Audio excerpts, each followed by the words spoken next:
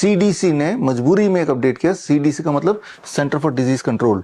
पूरे दुनिया का जो एलोपैथी सिस्टम है उसका जो गॉडफादर है वो सीडीसी मान सकते हैं, यानी कि भारत भी सीडीसी में जो आ गया उसी को फॉलो करता है, ये मान सकते हैं और वही चलाता है।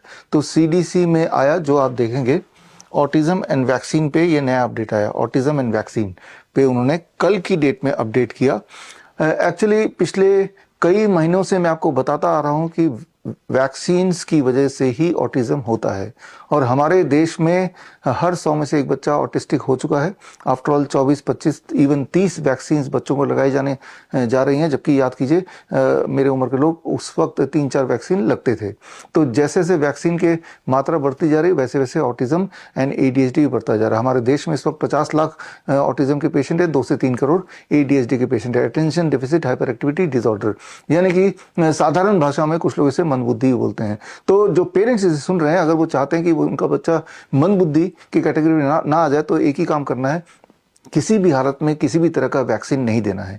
ये बात मैं कई बार बताया है, पिछले कई महीनों से बताता आ रहा हूं, लेकिन ये बात हजम नहीं होती वैक्सीन इंडस्ट्री को, डॉक्टर्स को। 22 सितंबर 2025 में ट्रंप ने प्रेस कॉन्फ्रेंस करके जब ये बताया कि वैक्सीन्स की वजह से ही ऑटिज्म होता है, तो ट्रंप को बहुत सारा क्रिटिसिज्म झेलना पड़ा पूरे दुनिया में।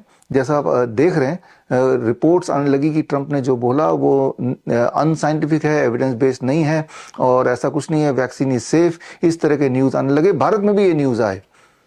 ट्रंप के बयान को खंडित करते हुए ये न्यूज़ आया कि ट्रंप ने जो बोला there is no scientific evidence of it. लेकिन असलियत ये है कि वैक्सीन से ही ऑटिज्म होता है, एडीएचडी होता है। इसका एविडेंस का इतना बड़ा भंडार है, इतना बड़ा समुंदर है कि उस सारे एविडेंस को देखते हुए, हजारों एविडेंस को देखते हुए सीडीसी को फाइनली कल 19 नवंबर को ये मानना पड़ा और ये डालना पड़ा कि हाँ, वैक्सीन और ऑटिज्म का कनेक्शन है। और आगे अगर आप देखें, the claim vaccine do not cause autism is not an evidence based claim because the study have not ruled out the possibility that infant vaccine causes autism.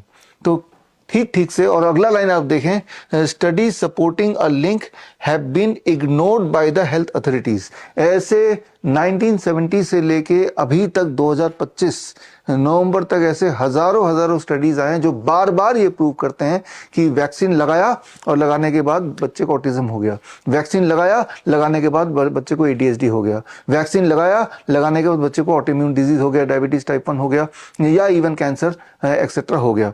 तो ये सारे स्टडीज हैं, लेकिन